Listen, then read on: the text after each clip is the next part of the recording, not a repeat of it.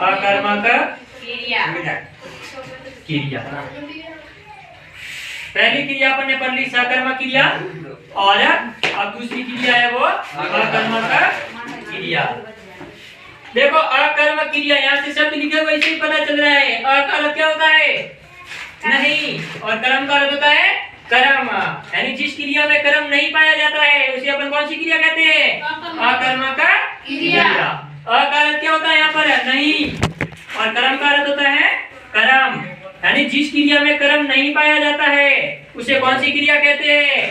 अकर्मक क्रिया कहते हैं। इसीलिए देखो शब्द के आगे अ लिखा हुआ, इससे पता अपने चल रहा है कि अ का अर्थ होता है नहीं, और कर्म का अर्थ कर्म। यानी जिस क्रिया में कर्म नहीं पाया जाता है उसे अकर्मक क्रिया कहते हैं। चलो इसकी परिभाषा लिखते हैं अकर्मक क्रिया की। जिस क्रिया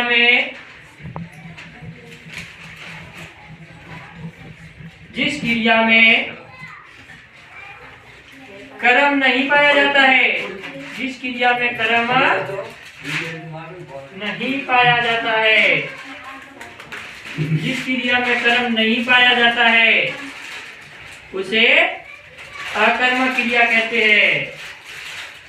उसे अकर्मक क्रिया कहते हैं। उसे अकर्मक क्रिया कहते हैं। अर्थात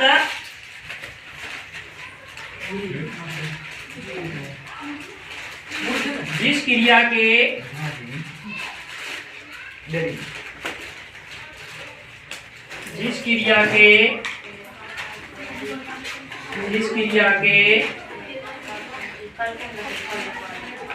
व्यापार का फल है, जिस क्रिया के व्यापार का फल है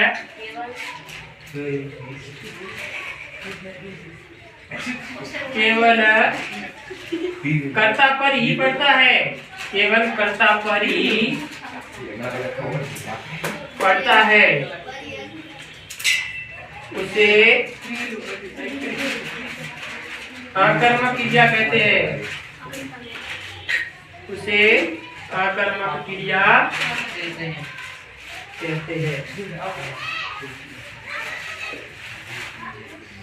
देखो अकर्मक क्रिया की परिभाषा कि जिस क्रिया में कर्म नहीं पाया जाता है उसे कौन सी क्रिया कहते हैं? अकर्मक क्रिया कहते हैं।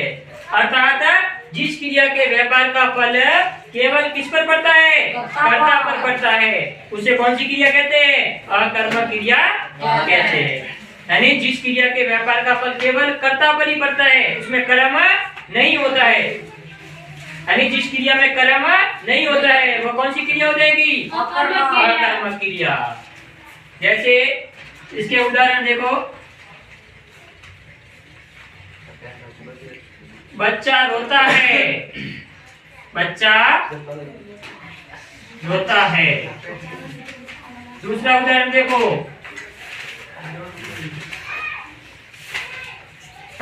गोविंद हंसता है।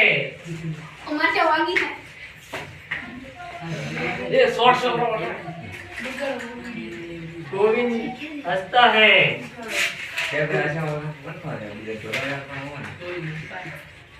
बच्चे कमरे में हैं, बच्चे कमरे में हैं।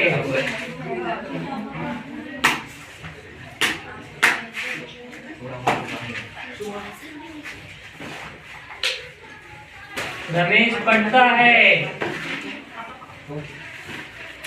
रमेश पढ़ता है। देखो इसके उदाहरण, अकर्मक क्रिया, जिस क्रिया में कर्म नहीं पाया जाता है उसे कौन सी क्रिया कहते हैं? अकर्मक क्रिया। अर्थात जिस क्रिया के व्यापार का फल केवल किस पर पड़ता है?